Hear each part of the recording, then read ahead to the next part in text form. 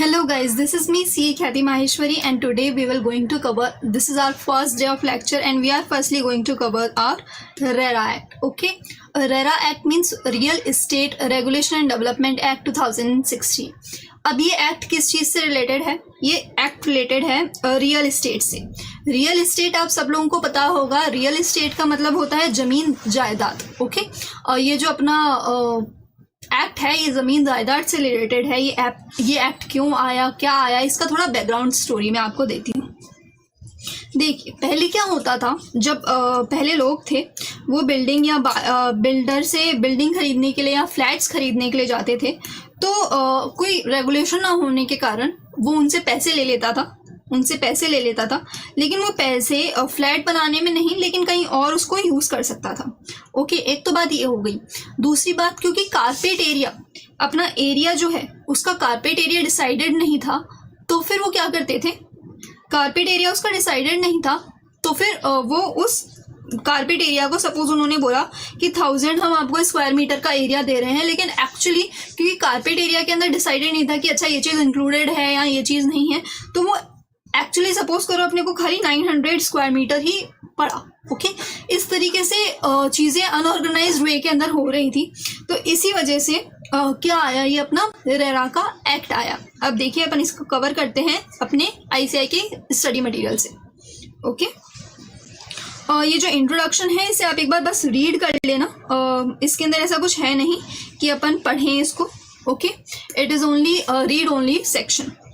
Okay, अपना कुछ section read only होने वाला है, तो उसके अंदर ऐसा कुछ क्वेश्चंस आने की संभावना ही नहीं है उसके अंदर, तो वो चीज़ को मैं आपको खाली रीड ओनली के लिए दे दूंगी। ये बस जो मैंने आपको जैसे बताया कि क्यों आया, वो उस चीज़ से रिलेटेड ही बातें यहाँ पर हैं, तो जस्ट अगर आप इसको रीड आउट करेंगे it will be more than enough. फिर ये बता रहा है कि 1 मई 2016 को उसका कमेंसमेंट हुआ। Nothing, you can only read it. Okay, अब अपने को ये सारे पता हैं दैट ओके, इस पर्टिकुलर एक्ट के अंदर ये सारे सेक्शंस दिए हुए हैं। ओके, उसके ये चैप्टर्स हैं।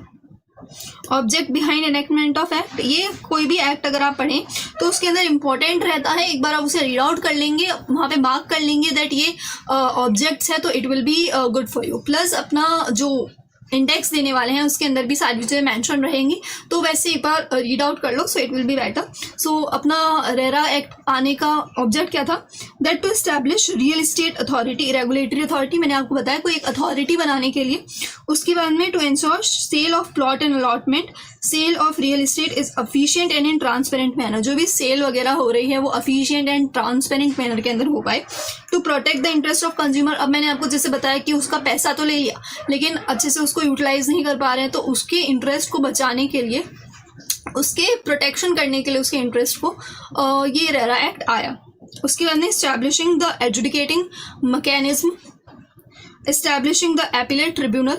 Okay, appellate tribunal adjudicating mechanism क्या होता है, देखिए मैं आपको बताती हूँ। एडजुडिकेटिंग मैकेनिज्म का मतलब होता है कि अगर किसी ने रेरा एक्ट का उल्लंघन किया, ओके, रेरा एक्ट को नहीं माना, तो उसके खिलाफ एडजुडिकेशन हो सकता है, उसके खिलाफ प्रोसीडिंग्स हो सकती हैं, और एडजुडिकेशन होने के बाद में वो एक ऑर्डर देता है कि ओके ये आपने गलत काम करा है, तो इसके लिए हम आपको ये ऑर्डर दे रहे हैं। अब आप सोचिए दैट कोई जना है जो उस ऑर्डर से खुश नहीं है, कोई जना है जो एपीलेट मैकेनिज्म के जो ऑर्डर है उससे खुश नहीं है, तो वो क्या उसको अपील कर सकता है। ओके, क्या उसके लिए अपील कर सकता है, आगे बोल सकता है कि ये उन्होंने गलत करा है मेरे साथ में, तो आप इसका अपील सुनिए, तो उस चीज़ को बोलते हैं एपीलेट ट्रिब्यूनल। वो कहाँ पर जाता है, एपीलेट ट्रिब्यूनल के पास में जाता है। ओके, ये होता है एडजुडिकेटिंग मैकेनिज्म और ये होता है एपीलेट ट्रिब्यूनल। अपन इस चीज़ को थोड़ा सा डिटेल के अंदर यहाँ पे कवर करेंगे, और ये वाली चीज़ें ना सेम रहती हैं हर एक एक्ट के अंदर। उसके बाद में application of real estate authority, मतलब ये किस किस लोगों के ऊपर एप्लीकेबल होगा। रेरा एक्ट जो है ना वो अप्लाई होता है रियल एस्टेट प्रोजेक्ट्स के ऊपर।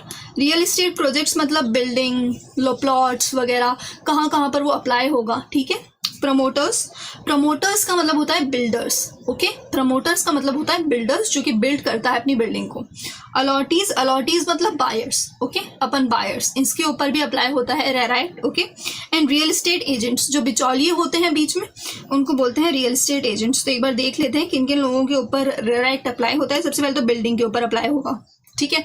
अब बिल्डिंग को बिल्ड कौन कर रहा है? बिल्डर। बिल्डर मतलब प्रमोटर। बिल्डिंग को खरीद कौन रहा है? बायर। बायर मतलब अलॉटीज। और इन दोनों के बीच में अब बायर को, प्रमोटर को और इनको मिलाया किसने? बिचौलिए ने मिलाया, रियल एस्टेट एजेंट ने मिलाया। अपने को कोई भी प्रॉपर्टी खरीदने जानी पड़ती है तो अपन सबसे पहले एक एजेंट के पास में जाते हैं और एजेंट बताता है कि देखो देखो ये सारी प्रॉपर्टीज अवेलेबल हैं, अब आप जाकर इनको देख सकते हो, जो पसंद में आए वो उस चीज़ के लिए वो आगे बढ़ा सकता है। ठीक है, तो सबसे पहले अपन एजेंट के पास में जाते हैं।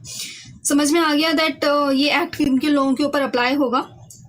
Projects, promoters, allottees and real estate agents के ऊपर। उसके बाद में this act applies on projects that is ongoing on the commencement of the act and in respect of no completion certificate has been issued. Let me tell you how. देखो, ये act अपना आया 2016 के अंदर। ठीक है, अब उससे पहले कुछ बिल्डिंग्स बन चुकी होंगी।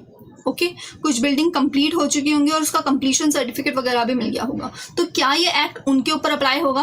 तो नहीं, ये एक्ट उनके ऊपर अप्लाई नहीं होगा जो कंप्लीट हो चुकी हैं बिल्डिंग। लेकिन क्या ये एक्ट ऑनगोइंग, जो कि अभी ऑनगोइंग कंप्लीशन में है, आधी बन चुकी हैं, उनका कंप्लीशन सर्टिफिकेट नहीं मिला है, क्या इनके ऊपर अप्लाई होगा? द आंसर इज यस, इनके ऊपर अप्लाई होगा। और क्या आने वाली बिल्डिंग्स जो अब बनने वाली हैं 2016 के बाद में, जैसे सपोज करो कोई बिल्डिंग है जो 2022 के अंदर बनी है, क्या इसके अंदर रेरा एक्ट अप्लाई होगा? द आंसर इज यस, इसके ऊपर रेरा एक्ट अप्लाई हो जाएगा। ओके, आई होप्स आप समझे हों दैट रेरा एक्ट किसके ऊपर अप्लाई होगा?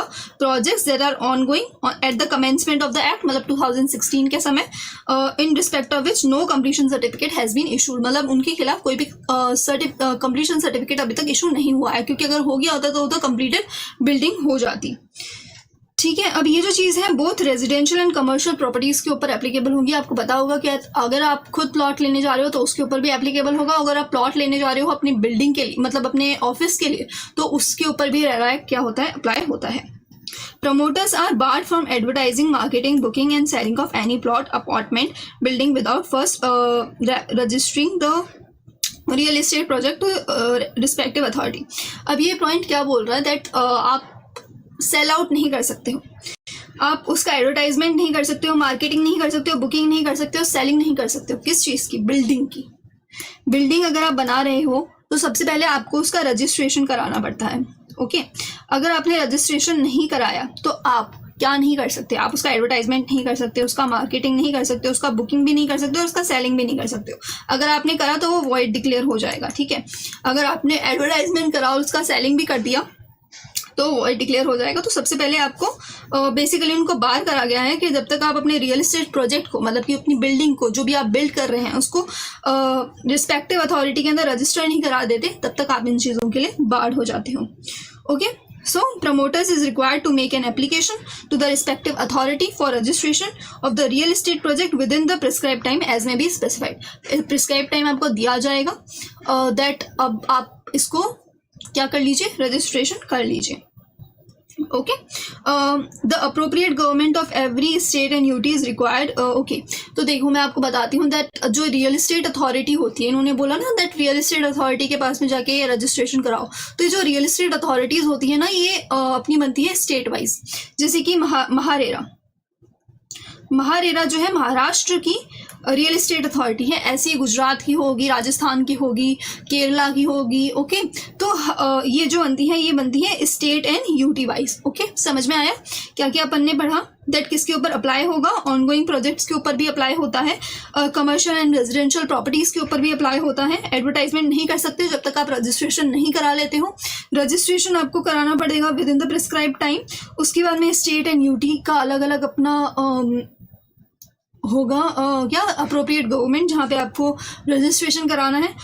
और जो रियल एस्टेट एजेंट्स हैं जो कि डील कर रहे हैं प्रोजेक्ट के अंदर, उनको भी रजिस्टर कराना पड़ता है। तो देखिए, जो अपनी बिल्डिंग है ना वो भी रजिस्टर होगी, रियल एस्टेट प्रोजेक्ट जो अपने रियल एस्टेट एजेंट्स हैं ना वो भी रजिस्टर्ड होंगे कि मैं एक रियल एस्टेट एजेंट बनना चाहता हूँ, तो उनको भी रजिस्ट्रेशन की ज़रूरत है। ठीक है, आगे बढ़ते हैं। Developers and promoters are barred, उनको रोका गया है क्या? From selling of projects unless the project has been registered. जब तक कि प्रोजेक्ट रजिस्टर्ड नहीं है आप उसका सेलिंग नहीं कर सकते हो। अपन ने पहले इस चीज़ को कवर अप कर लिया है। अब देखिए क्या हुआ दैट इन्होंने एक प्रोविजन डाला है दैट आपने बिल्डिंग का रजिस्ट्रेशन कराया, रजिस्ट्रेशन के टाइम पे आपने क्या बोला था कि हम ऐसी बिल्डिंग बनाएंगे और यहाँ पर साइड में क्या होगा, बालकनी होगी, यहाँ पे एक खिड़की होगी और यहाँ पे एक और बालकनी होगी। इस तरीके से आपने अपना प्रोजेक्ट बनाया। बट सपोज आपने रजिस्ट्रेशन तो ऐसा करा लिया, लेकिन अब कोई जब सेलिंग की बारी आई या जब बनाने की बारी आई तो अब इसे चेंज कर रहे हो कि चेंज कर दो, नहीं अब हम ना खाली एक खिड़की दे रहे हो, यहाँ पे एक बालकनी दे रहे हैं, हमने यहाँ वाली हटा दी। तो क्या ऐसा वो कर सकता है? नहीं, वो ऐसा नहीं कर सकता। कब कर सकता है वो? जब वो 2/3 ऑफ अलॉटीज की परमिशन मांग ले। जब वो 2/3 ऑफ अलॉटीज की क्या मांग ले? परमिशन मांग ले। Any change in plan submitted to the authority, जो कि अथॉरिटी को दिया था at the time of registration के टाइम पे by the builders would required 2/3 of allottees और the buyers of the project. मतलब कि जो भी बाय कर रहा है उस बिल्डिंग को, जो भी बाय कर रहा है उस बिल्डिंग को, उनको बताना पड़ेगा दैट देखो मैं ये चेंज करना चाह रहा हूँ, ओके, देखो मैं ये चेंज करना चाह रहा हूँ। एंड वो 2/3 ऑफ अलॉटीज अगर उस चीज़ का अप्रूवल दे देते हैं तो फिर क्या मान लिया जाएगा, आप उस चीज़ को चेंज कर सकते हो, okay. Buyers would be liable to rectify the structural defect brought into the notice of 5 years of the allotee in the possession। मैं आपको बताती हूँ इसका मतलब क्या है। देखिए, अब ये जो रियल एस्टेट एक्ट है बेसिकली हेल्प हुआ था कि कंज्यूमर का प्रोटेक्शन हो पाए, ठीक है। अब क्या हुआ, बिल्डर ने बिल्डिंग दे दी, जैसा प्लान बनाया था वैसा प्लान के हिसाब से बिल्डिंग दे दी, लेकिन 5 साल के अंदर अंदर अगर कोई स्ट्रक्चर डिफेक्ट हो जाता है अपनी बिल्डिंग के अंदर, कोई स्ट्रक्चर डिफेक्ट हो जाता है अपनी बिल्डिंग के अंदर, तो अलॉटीज जो हैं वो बायर को बोलेंगे कि देखो स्ट्रक्चर डिफेक्ट हो गया है और जो प्रमोटर है उसको रेक्टिफाई कराना पड़ेगा। उसको क्या कराना पड़ेगा? रेक्टिफाई कराना पड़ेगा within 30 days from the date it brought into the notice, ठीक है।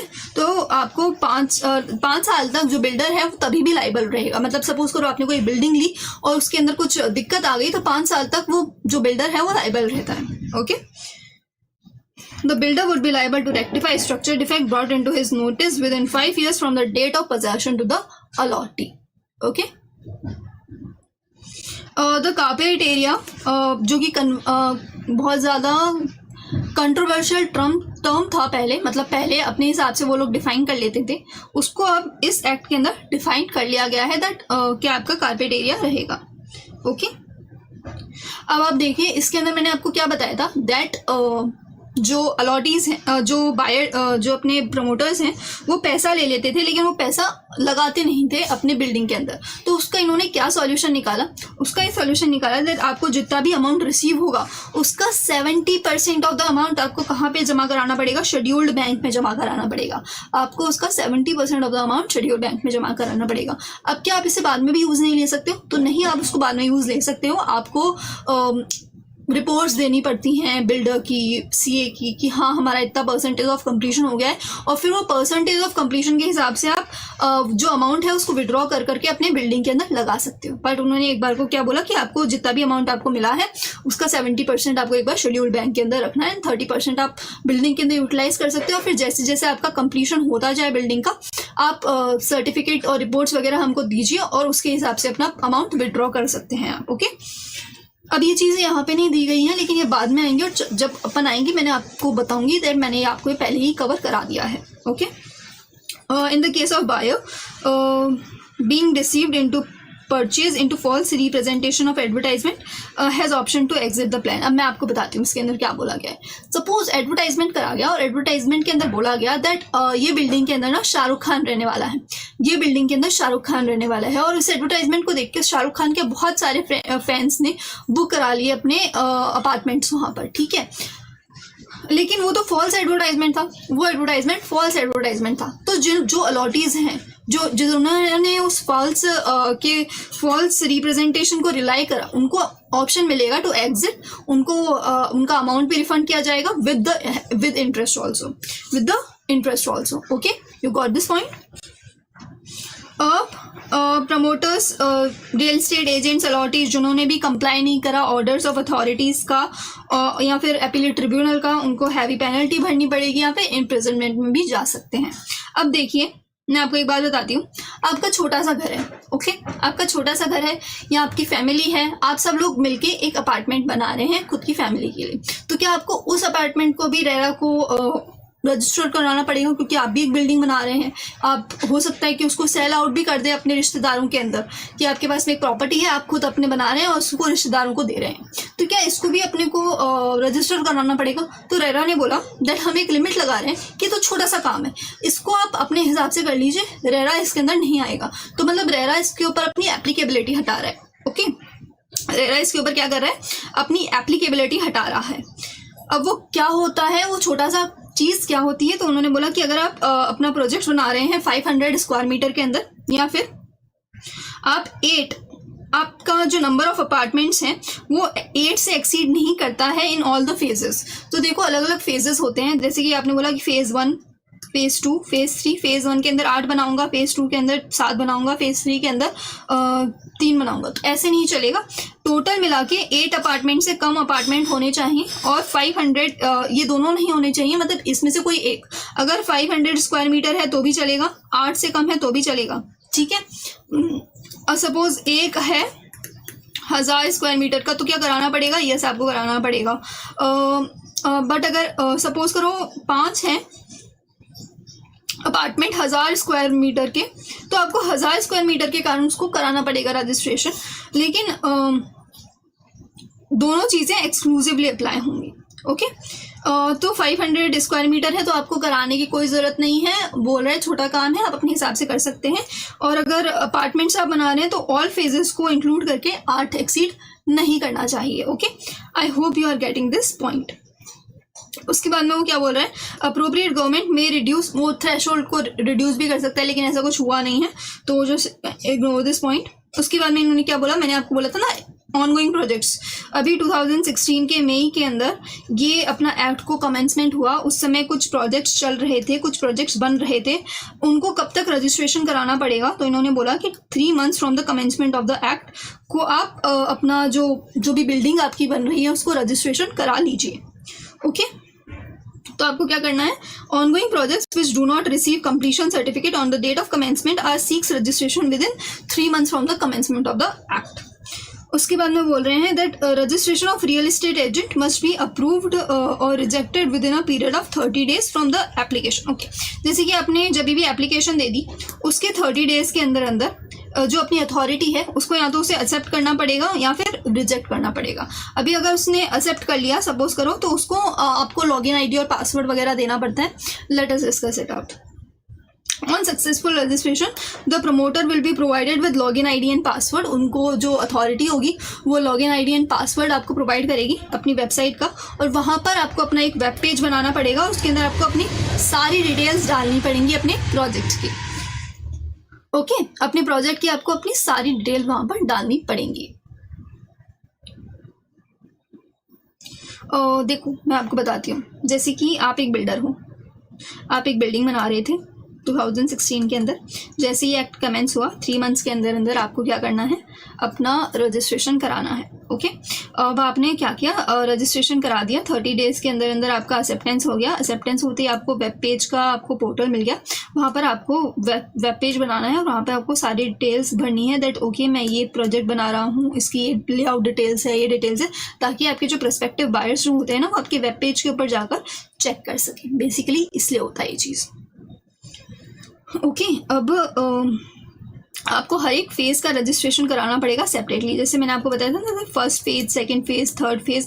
बेसिकली ये फेजेस या फिर तो अलग अलग बिल्डिंग्स के लिए भी हो सकते हैं या फिर अलग अलग अपार्टमेंट्स के लिए भी हो सकते हैं। देखो फर्स्ट फेज के अंदर अपन ने 3 फ्लोर्स बनाए, उसके बाद में हम सेकंड फेज के अंदर 3 और फ्लोर्स बना रहे हैं, तो इन फेजेस का अलग से रजिस्ट्रेशन लेना पड़ेगा आपको।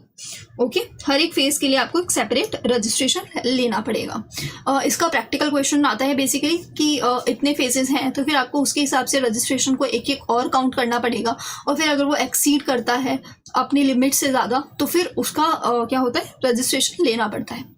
ये वाली चीज़ आती है जब अपन बाद में केस स्टडीज़ करेंगे तो इससे रिलेटेड क्वेश्चंस आएंगे, तब आपके माइंड के अंदर एकदम क्लियर आउट हो जाएगा। बस अभी आपको माइंड के अंदर ये चीज़ें याद रखनी है दैट हाँ हर एक फेजेस का अलग रजिस्ट्रेशन होता है। फिर 500 स्क्वायर मीटर के अंदर अपने एग्जाम्पशन है, 8 से कम है तो एग्जाम्पशन है। ओके, इस तरीके से अपने को याद रखना है। याद रखने वाली बात नहीं, याद हो जाएगा अपने आप। अभी जब क्योंकि 3-4 बार अपन यही चीज़ें पढ़ने वाले हैं तो अपने आप याद हो जाएगा दिमाग के अंदर, ठीक है। Exemption from registration is applicable when land is less than 500 square meter, if it does not exceed 8 in all phases. उसके बाद में अगर आपका ऑब्टेन हो गया है कंप्लीशन सर्टिफिकेट पहले ही, तो मैंने आपको बताया, तो फिर उसके ऊपर एप्लीकेबल ही नहीं हो पाएगा, क्योंकि 2016 से पहले ही अगर आपका बिल्डिंग बन के तैयार हो चुका है तो वहां पर आपको ये डायरेक्ट अप्लाई नहीं होगा। ओके, अगर आप सपोज करो 2006 के अंदर आपकी बिल्डिंग बन गई थी, ओके, अब आप 2022 के अंदर उसका कुछ रिपेयर करा रहे हो, रिनोवेशन करा रहे हो, जहाँ पे कुछ भी सेलिंग नहीं हो रहा है, कुछ भी एडवर्टाइजमेंट नहीं हो रहा है, तो क्या रिपेयर एंड रिनोवेशन का भी आपको पूछना पड़ेगा, रजिस्ट्रेशन कराना पड़ेगा? तो उन्होंने बोला नहीं, इस चीज़ का भी रजिस्ट्रेशन कराने की कोई ज़रूरत नहीं है। Repair and renovation which do not involve marketing, advertisement and selling of new apartment, उसका रजिस्ट्रेशन कराने की ज़रूरत नहीं है। तो किन किन चीज़ों का रजिस्ट्रेशन कराने की ज़रूरत नहीं है? 500 स्क्वायर मीटर का रजिस्ट्रेशन कराने की कोई ज़रूरत नहीं है। 8 अपने जो मीटर्स होते हैं उनका 8 अपार्टमेंट्स इंक्लूडिंग ऑल फेजेस का रजिस्ट्रेशन कराने की ज़रूरत नहीं है। जिनको पहले ही कंप्लीशन सर्टिफिकेट मिल गया है उनका रजिस्ट्रेशन कराने की कोई ज़रूरत नहीं है। एंड अगर कोई का रिपेयर्स एंड रिनोवेशन हो रहा है तो उसका रजिस्ट्रेशन कराने की आपको कोई भी ज़रूरत नहीं है। जो भी every real estate agents required to be registered with the authority to facilitate the sale on behalf of the person, जो रियल एस्टेट एजेंट है उनको भी रजिस्ट्रेशन कराने की ज़रूरत है टू फैसिलिटेट द सेल्स। ठीक है, सेल्स वगैरह करने के लिए जो अपने रियल एस्टेट के एजेंट्स हैं ना, उनको भी अपना रजिस्ट्रेशन कराना पड़ेगा। ये मैंने आपको पहले ही कवर कर दिया था। उसके बाद में देखिए जो अपने रियल एस्टेट एजेंट्स हैं उनके क्या क्या फंक्शंस होंगे। उनको अपने बुक्स ऑफ अकाउंट्स वगैरह, रिकॉर्ड्स वगैरह, डॉक्यूमेंट्स वगैरह मेंटेन करने पड़ते हैं। ठीक है, वो उनको नहीं इन्वॉल्व होना है किसी भी अनफेयर ट्रेड प्रैक्टिसेस के अंदर। उनको सारी इन्फॉर्मेशन, डॉक्यूमेंट्स देने हैं अलॉटीज़ को। जैसे कि मैंने बताया कि अपन रियल एस्टेट एजेंट्स के पास में जाएंगे, वो अपने को इन्फॉर्मेशन देंगे, बताएंगे, डॉक्यूमेंट्स देंगे, देखो ये बिल्डिंग बन रही है, वो बिल्डिंग बन रही है, तो उनको ये सारे डॉक्यूमेंट्स अलॉटीज़ को देने पड़ते हैं और उनको अपना फंक्शन डिस्चार्ज करना है एज प्रिस्क्राइब्ड मैनर के अंदर। ओके, अब देखिए एक बार मैं आपको सब कुछ कवर अप करा रही हूँ। अब आपका काम क्या है, that after this particular chapter is over, आपको एक बार ICI मटेरियल को रीड आउट करना है। ओके, और ट्राई करना इफ पॉसिबल आप उसको रीड आउट लाउड कर सको एक बार। जैसे कि मैंने बोला बोलना है, ओके, जोर जोर से बोलना है इस चीज़ को, तो दिमाग में चलता रहेगा। रियल एस्टेट एजेंट्स को बाहर करा गया है कि आप कोई भी सेल परचेज नहीं कर सकते उस प्रोजेक्ट्स की जो कि रजिस्टर्ड नहीं है। जो कि प्रोजेक्ट्स रजिस्टर्ड नहीं है उसका सेल परचेज करने से मना करा गया है रियल एस्टेट एजेंट्स को। उसके बाद में ये देखिए कुछ पॉइंट्स दिए गए हैं प्रमोटर के लिए specifically, that promoters is required to create web page for public viewing. उनको सारी डिटेल्स मेंशन करनी पड़ेगी, कहाँ कहाँ पे एडवर्टाइजमेंट, प्रोस्पेक्टस, आपने क्या क्या किया, आपका रजिस्ट्रेशन नंबर वगैरह देना पड़ेगा। उसको बताना पड़ेगा कि वो कहाँ कहाँ पे स्ट्रक्चर डिफेक्ट के अंदर रिपोर्टेड था, कहाँ कहाँ पे एक्चुअली उसने ये चीज़ बनाई बट वहाँ पे स्ट्रक्चरल डिफेक्ट हो गया, तो वो चीज़ भी उसको बतानी पड़ेगी अपने वेब पेज के अंदर।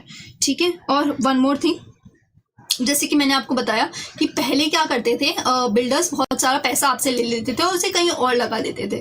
तो इसके लिए 2 चीज़ें हैं गवर्नमेंट ने करी। One is the 70% amount they need to keep into the separate bank account, and other thing is that कि वो बुकिंग अमाउंट का जो भी कॉस्ट है उस पर्टिकुलर अपार्टमेंट की, उसका 10% ही आपसे बुकिंग अमाउंट ले सकते हैं। ओके, जैसे कि अपना जो बिल्डिंग है वो 1 करोड़ रुपीज़ की है, तो उसका ओनली 10%, जैसे कि 10 लाख ही आपसे ले सकते हैं एज अ बुकिंग अमाउंट, उससे ज़्यादा आपसे नहीं ले सकते हैं।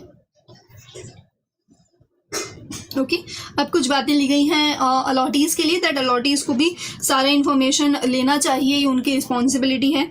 अगर उनका कुछ भी गड़बड़ हो गया है तो उनको रिफंड मिल जाएगा अलॉन्ग विद द इंटरेस्ट। और ये बात मैं आपको बता देती हूँ, जो इंटरेस्ट होता है ना, ये सेम रेट का होना चाहिए, सेम रेट का होना चाहिए फॉर द अगर कुछ अलॉटी ने गड़बड़ करी तो भी उनको 10% देना पड़ेगा, और अलॉटी ने गड़बड़ नहीं करी, प्रमोटर ने गड़बड़ करी तो उनको भी 10% मिलेगा। ऐसा नहीं कि अगर प्रमोटर ने गड़बड़ करी तो हम तो 1% देंगे, लेकिन अगर आपने गड़बड़ करी तो आप 10% देना, ऐसा नहीं चलेगा। अगर उन्होंने भी गड़बड़ करी तो 10% और अगर आपने भी गड़बड़ करी तो 10%, लेकिन दोनों एक साथ मान जाते हैं तो इस अमाउंट को रिड्यूस भी किया जा सकता है with the consent of both the parties. कुछ एडिशनल चीज़ें मैं साथ साथ बताई जा रही हूँ जो बाद में अपनी कवर अप होंगी। The allottee shall be responsible to make all the necessary payment. अब अपन ने बार बार ये तो बोल दिया दैट प्रमोटर ये करना, प्रमोटर ऐसा करना, प्रमोटर 70% करना, लेकिन आप भी तो बायर हो, आपकी भी तो ये रिस्पॉन्सिबिलिटी है कि उसको टाइम पर पेमेंट दो, ठीक है। उसको पोजेशन ले लेना है, फिजिकल पोजेशन ले लेना है। जैसे ही आपका कंप्लीशन सर्टिफिकेट आ गया उसके तो बिल्डिंग का आपको फिजिकल पोजेशन ले लेना है 2 months from the date of occupancy certificate. Okay, आपका ऑक्यूपेंसी सर्टिफिकेट जहाँ पे आ गया, ऑक्यूपेंसी एक होता है कंप्लीशन सर्टिफिकेट, एक होता है ऑक्यूपेंसी सर्टिफिकेट। मैं आपको अभी बता देती हूँ, बाद में आएगा। कंप्लीशन सर्टिफिकेट का मतलब होता है कि बिल्डिंग बन गई है। ओके, बिल्डिंग का पूरा ढांचा वगैरह सब कुछ बन गया है, ठीक है। पूरी ऑलमोस्ट 90% 100% ही बोल सकते हैं दैट बिल्डिंग बन गई है। ऑक्यूपेंसी सर्टिफिकेट का मतलब क्या होता है कि अब वो बिल्डिंग जो है ना वो रहने लायक हो गई है, वहाँ पे पानी का काम हो गया है, वहाँ पे बिजली का काम हो गया है, जो चीज़ें बाद में होती हैं, मतलब कि वो रहने लायक हो गई है वो बिल्डिंग, तो इसको बोलते हैं ऑक्यूपेंसी सर्टिफिकेट। तो आपको ऑक्यूपेंसी सर्टिफिकेट जब मिल जाता है उस बिल्डिंग का रहने लायक हो गई है वो बिल्डिंग, तो उसके 2 months के अंदर अंदर आप क्या कर सकते हैं, जैसे ही वो रहने लायक हो गई अपनी बिल्डिंग, उसके 2 months के अंदर अंदर अलॉटीज को उसका फिजिकल पोजेशन लेना होगा। ओके, अब अगर आपने पेमेंट लेट करी है तो आपको सेम रेट ऑफ इंटरेस्ट देना पड़ेगा। इंटरेस्ट म्यूचुअली डिसाइड करके आप लोग रिड्यूस भी कर सकते हैं। उसके बाद में अलॉटीज शैल पार्टिसिपेट, अलॉटीज को पार्टिसिपेट करना पड़ेगा in formation of association in corporation.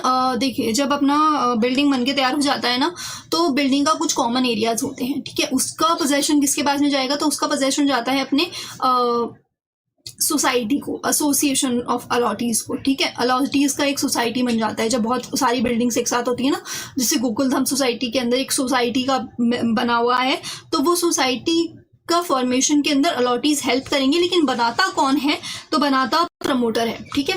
Association का फॉर्मेशन प्रमोटर करता है, लेकिन हेल्प फैसिलिटेट कौन करता है, तो बनाना तो अलॉटीज को ही पड़ेगा। ऐसा तो नहीं है कि बिल्डर्स मिलके सोसाइटी बना देंगे, नहीं, ऐसा नहीं होगा, ठीक है। अभी बातें कुछ रियल एस्टेट अथॉरिटी से ली गई हैं जो कि अपन बाद में पढ़ेंगे ही इसको, तो मैं इसको यहाँ पे अभी कवर अप नहीं करा रही हूँ। दैट यहाँ पे देखो उसके अंदर दिखा गया है कि रियल एस्टेट अथॉरिटी के अंदर एक चेयरपर्सन होना चाहिए, 2 मेंबर्स होने चाहिए, उसको 1 साल के अंदर बन जाना चाहिए। ऐसी चीज़ें इसके अंदर लिख रखी हैं जो कि अपन बाद में कवर अप करने ही वाले हैं, तो ये मैं आपको वहाँ से कवर अप कराऊंगी। लेकिन जब एक बार कवर अप आपका पूरा चैप्टर हो जाता है तो आप एक बार इसको रीड आउट कर लेना, it is the same thing. Even जो अभी अपन ने पढ़ा ना वो भी बाद में जाके अपन पढ़ेंगे ही। तो ये सारी चीज़ें मैं अभी आपको स्किप करा रही हूँ, एक बार आप बाद में इसको रीड आउट कर लेना after completion of all the chapters, और ऑल द चैप्टर्स नहीं, ये वाला चैप्टर। देखो स्कोप ऑफ रेरा सेम है, देखो रेजिडेंशियल प्रॉपर्टी है, कमर्शियल प्रॉपर्टी है, ठीक है। ऑनगोइंग प्रोजेक्ट्स जिसके ऊपर कंप्लीशन सर्टिफिकेट मिल गया है उसके ऊपर अप्लाई होगा। 500 स्क्वायर मीटर 8। अब आपको ये ना लगे कि मैं कवर अप करा रही हूँ, नहीं, मैं आपको एक बेसिक बैकग्राउंड दे दिया है, सारी चीज़ें मैंने ऑलरेडी कवर अप कर दी हैं, एक बार आपको खुद से रीड आउट करना पड़ेगा। ओके, समझ में आना चाहिए, चीज़ें समझ में आनी चाहिए, पढ़ो तो समझ में आना चाहिए कि हाँ ऐसा कुछ पढ़ा था। अगर ऐसा कोई लाइन आपको लग रहा है कि अरे ये तो मैंने बताया ही नहीं, तो वो आप मुझे टेलीग्राम पे पूछ सकते हैं। वैसे ऐसा कुछ आने वाला नहीं है। रिपेयर्स एंड रिनोवेशन वाली बात अपन ने देख ली। उसके बाद में देखिए डिफेक्ट वाली बात मैंने देख ली कि 5 years का अगर कोई स्ट्रक्चर डिफेक्ट होगा तो वो बता सकते हैं अपने अलॉटीज, और बताने के 30 days के अंदर अंदर ही उसको रेक्टिफाई करना पड़ेगा। ये वहाँ पर कवर अप नहीं था, लेकिन वहाँ पर ही मैंने आपको ये चीज़ बता दी थी और वो यहाँ पर लिखा हुआ है, ठीक है। ये इंपॉर्टेंट है, 70% वाला इंपॉर्टेंट है, 10% ऑफ बुकिंग फीस इंपॉर्टेंट है, 5 years of structure defect 30 days के अंदर दे देंगे, 3 months of commencement of act के अंदर आपको क्या करना पड़ेगा, अपना रजिस्ट्रेशन लेना पड़ेगा उसके अंदर। उसके बाद में एक्सेप्टेंस एंड रिजेक्शन हो जाता है 30 days के अंदर। उसके बाद में उनको लॉगिन ID एंड पासवर्ड देना पड़ेगा। याद आ रहा है, कुछ याद आ रहा है? अल्ट्रेशन ऑफ प्रोजेक्ट कब हो सकता है? 2/3 ऑफ अलॉटीज जो मान जाएं। एडवर्टाइजमेंट नहीं करा सकते अगर आपने विदाउट रजिस्ट्रेशन। सारी चीज़ें सेम है, सारी चीज़ें सेम है, ठीक है, सेम। उसके बाद में बेनिफिट, तो देखो बेनिफिट अपन ने ऑलरेडी पढ़ लिया है, बस उसको एक जगह पर इन्होंने रख रखा है दैट अगर कोई डिफेक्ट हो गया 5 साल तक तो आपको ये बेनिफिट हो जाता है अलॉटीज़ को कि आपको वो ठीक करा के देगा। अगर आपको कुछ गड़बड़ से करा है तो आपको फुल रिफंड मिल जाता है। कारपेट एरिया को डिफाइन कर दिया गया है। इससे बूस्ट हुआ कॉन्फिडेंस ऑफ बायर्स को। 70% ऑफ अमाउंट जो होगा वो शेड्यूल बैंक के अंदर लिखा जाएगा। सारा जो भी चीज़ें हैं वो उसको डिस्क्लोज करनी पड़ेगी वेबसाइट के अंदर। कुछ प्रमोटर को पेनलाइज करा जाएगा अगर उसने कुछ फ्रॉड रिप्रेजेंटेशन कर लिया तो। कोई भी अल्टरेशन वो ऐसे ही नहीं कर सकता है, वो 2/3 ऑफ द अलॉटीज़ का उसको अप्रूवल लेना पड़ेगा। ट्रांसफ़र भी वो नहीं कर सकता। अब एक बिल्डर चाहे कि मैं ये बिल्डिंग बना रहा था लेकिन अब मैं इस बिल्डिंग को नहीं बनाना चाह रहा, मैं इसको शिफ्ट ट्रांसफ़र करने चाह रहा हूँ बिल्डर 2 को, तो क्या वो कर सकता है अगर उसको 2/3 ऑफ अलॉटीज़ परमिशन दे दे तो। ऐसे ही नहीं कर सकता। क्या वो माइनर अल्टरेशन कर सकता है? हाँ, वो माइनर अल्टरेशन खुद से कर सकता है, लेकिन अगर कोई मेजर अल्टरेशन अगर उसको करना है तो 2/3 ऑफ द अलॉटीज़ को उसको देना पड़ेगा। क्या बोलना पड़ेगा? 2/3 ऑफ अलॉटीज़ को का अप्रूवल लेना पड़ेगा उसको। देखो मैंने आपको क्या बताया दैट अगर कोई स्ट्रक्चर डिफेक्ट होता है, आपने बिल्डिंग बनाई उसके अंदर कुछ स्ट्रक्चर डिफेक्ट्स था, तो उसको 5 ईयर्स तक अपना बिल्डर का रिस्पॉन्सिबिलिटी है कि वो रेक्टिफाई कराएगा। ठीक है, रिस्पॉन्सिबिलिटी कब तक की हो गई? 5 ईयर्स की हो गई। बट सपोज करो ये अपनी बिल्डिंग जो बनी थी ना, वो बनी जिस ज़मीन के ऊपर थी उसके टाइटल के अंदर ही डिफेक्ट था। इसका मतलब क्या हुआ दैट किसी ने आके बोला बाद में दैट ये बिल्डिंग की जो ज़मीन है वो तो मेरी है। बिल्डर ने कैसे इसके ऊपर बिल्डिंग बना के बेच दी। ये बिल्डर तो आप ये बिल्डिंग खाली करो, आप ये बिल्डिंग खाली करो। तो ऐसा कुछ अगर हो रहा है तो मतलब टाइटल के अंदर ये डिफेक्ट है। तो क्या बिल्डर को खाली 5 साल तक ही अपन कर सकते हैं? नहीं, ऐसे के अंदर ईयर जो होंगे वो अनलिमिटेड होंगे।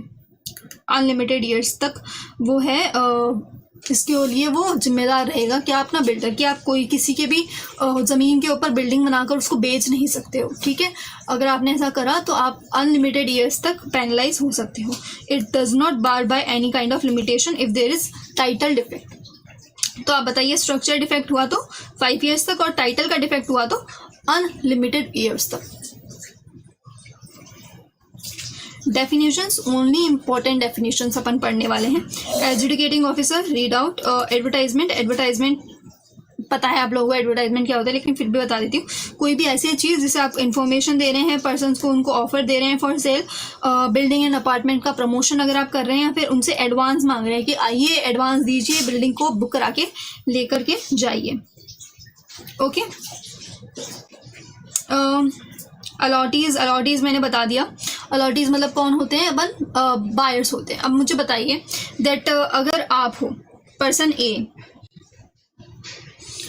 ए है, उसने बिल्डिंग परचेज करी तो ये अलॉटी होगा। लेकिन सपोज करो इस पर्सन ए ने उस बिल्डिंग को पर्सन बी को बेच दिया, सेल आउट कर दिया, तो क्या ये भी अलॉटी कहलाएगा? तो यस, ये भी अलॉटी कहलाएगा। बट सपोज करो पर्सन ए ने एक टेनेंट रख लिया, ओके, किराए पे चढ़ा दिया, क्या ये पर्सन भी अलॉटी कहलाएगा? नहीं, ये पर्सन अलॉटी नहीं कहलाएगा। तो कौन कौन अलॉटी कहलाएगा? जो कि सब्सिक्वेंटली एक्वायर करता है वो अलॉटी कहलाया जाएगा। जिसको ट्रांसफ़र कर दिया, सेल कर दिया, वो अलॉटी कहलाएगा। लेकिन इंक्लूड नहीं होगा कौन? जिसको रेंट पे दिया गया है आपका बिल्डिंग। ओके, समझ में आ गया अलॉटी कौन कौन कहलाता है इस पर्टिकुलर एक्ट के अंदर। ओके, कुछ एग्जांपल्स वगैरह दिए गए हैं, इसको बस रीड आउट कर लेना, अंडरस्टैंडिंग आनी चाहिए। अपार्टमेंट मैंने बता दिया, जो अपार्टमेंट बना के अपन बेच रहे हैं उसके अंदर फ्लैट्स, ऑफिसेज, शोरूम, गोडाउन्स और ये सारी चीज़ें आ जाती हैं। ठीक है, ठीक है, nothing to study much. Carpet area important है कि क्या चीज़ें कारपेट एरिया के अंदर इंक्लूड होंगी और क्या चीज़ कारपेट एरिया के अंदर इंक्लूड नहीं होंगी। तो कारपेट एरिया का मतलब होता है नेट यूजेबल फ्लोर एरिया। इसके अंदर क्या क्या चीज़ें इंक्लूड होंगी? तो देखो, इंटरनल वॉल्स जो होती है ना वो कवर अप होती हैं। Apartment including net usable floor area of an apartment excluding, मतलब ये चीज़ एक्सक्लूड हो जाएगी। क्या क्या चीज़ें? एक्सटर्नल वॉल्स नहीं आती हैं, सर्विस शॉल्स नहीं आती हैं, वरांडा एरिया नहीं आता है, एक्सक्लूसिव बालकनी नहीं आती है, ओपन टेरेस एरिया भी अपने कारपेट एरिया के अंदर इंक्लूड नहीं होगा, तो फिर क्या चीज़ इंक्लूड होती है? इंटरनल पार्ट और इंटरनल पार्टीशन वॉल्स, मतलब जैसे अपना घर है, घर के अंदर 4 कमरे हैं, तो ये जो इंटरनल वॉल्स हैं ये कारपेट एरिया के अंदर कवर होती हैं। लेकिन सपोज करो बाहर बरांडा एरिया, बाहर बालकनी है, तो इस चीज़ को ये जो चीज़ है कारपेट एरिया के अंदर नहीं आएगी। Okay, I hope you are understanding the point. अब एक बार इसको पढ़ लेना आप, मैं आपको यहाँ से बता देती हूँ। देखो, कारपेट एरिया का मतलब होता है net usable area. Built up area मतलब होता है carpet area plus area of walls, बाहर वाली जो वॉल्स होती हैं उसको इंक्लूड कर दिया गया है। सुपर बिल्डअप एरिया का मतलब क्या होता है? सुपर बिल्डअप एरिया का मतलब built up area plus common areas. Common areas मतलब जो कि आपके सबके लिए वो चीज़ कॉमन है, उस चीज़ को भी यहाँ पे इंक्लूड करा गया है। और देखो, कारपेट एरिया तो अंदर वाला एरिया हुआ, उसके बाद में जो बाहर वाला एरिया हुआ इसके अंदर बिल्डअप एरिया के अंदर इंक्लूड कर दिया। बट बिल्डिंग के बाहर ही एक बाहर कुछ कॉमन एरियाज हैं, उसको भी इंक्लूड करने के बाद में क्या बनता है? सुपर बिल्डअप एरिया बन जाता है। Okay, chairperson, commencement certificate, common areas. देखो, कॉमन एरियाज कौन कौन से होते हैं? Lobbies, park, terrace, play area, open parking area, lodging, ये सारी चीज़ें जो होती है ना वो कॉमन एरियाज हो जाती हैं, जो सारे लोग एक साथ यूज़ कर सकते हैं। क्या open parking area common area होंगी? यस, ओपन पार्किंग एरिया जो होती है ना वो कॉमन एरिया के अंदर ही आती है। रीड आउट कर लेना, कोई इंपॉर्टेंट डेफिनेशन नहीं है इसके अंदर। गैराज एक बार रीड आउट कर सकते हैं, लेकिन वही है कि गैराज के अंदर ओपन पार्किंग एरिया नहीं आता है। गैराज मतलब स्पेसिफिकली आपको एक स्पेस दे रखा है जहाँ पे खाली आपकी गाड़ियाँ खड़ी हो सकती हैं। ठीक है, इंटरेस्ट मैंने आपको बताया कि सेम होना चाहिए। Interest rate payable in case it will B, तो ये क्या होता है? सेम होना चाहिए। बस वही बात है कि इंटरेस्ट रेट जो होता है ना सेम होना चाहिए। अब इंटरनल डेवलपमेंट क्या होता है? इंटरनल डेवलपमेंट तो देखो, वो सुपर बिल्डअप एरिया के अंदर अगर आपने कुछ इंटरनली डेवलप कराया, एक बिल्डिंग है, दूसरी बिल्डिंग है, बीच में आपने रोड बना ली, स्विमिंग पूल बना लिया, इंटरनली आपने कुछ इंफ्रास्ट्रक्चर के अंदर डेवलपमेंट कराया है, उसको इंटरनल डेवलपमेंट कहलाया इंटरनल डेवलपमेंट वर्क कहलाया जाएगा। और सपोज करो बिल्डिंग सुपर बिल्डअप एरिया के बाहर आपने पहले कच्चा रास्ता था, लेकिन ताकि लोग आपके अपार्टमेंट तक आएँ, आपने क्या कर लिया? आपने वहाँ पे एक बिल्डिंग आपने वहाँ पे एक रोड बना ली, वहाँ पे रोड लाइटें लगवा ली। तो ये जो आप एक्सटर्नल डेवलपमेंट कर रहे हो इसको एक्सटर्नल डेवलपमेंट वर्क्स कहा जाता है। ठीक है, इंटरनली आपने रोड्स बनाया, फुटपाथ बनाया, वाटर सप्लाई बनाया, ड्रेनेज बनाया, पार्क्स बनाया, सॉलिड वेस्ट मैनेजमेंट का काम करा, ये सब इंटरनल डेवलपमेंट एरियाज के अंदर आते हैं। ऑक्यूपेंसी सर्टिफिकेट मैंने आपको पहले से ही बता दिया कि ऑक्यूपेंसी सर्टिफिकेट क्या होता है।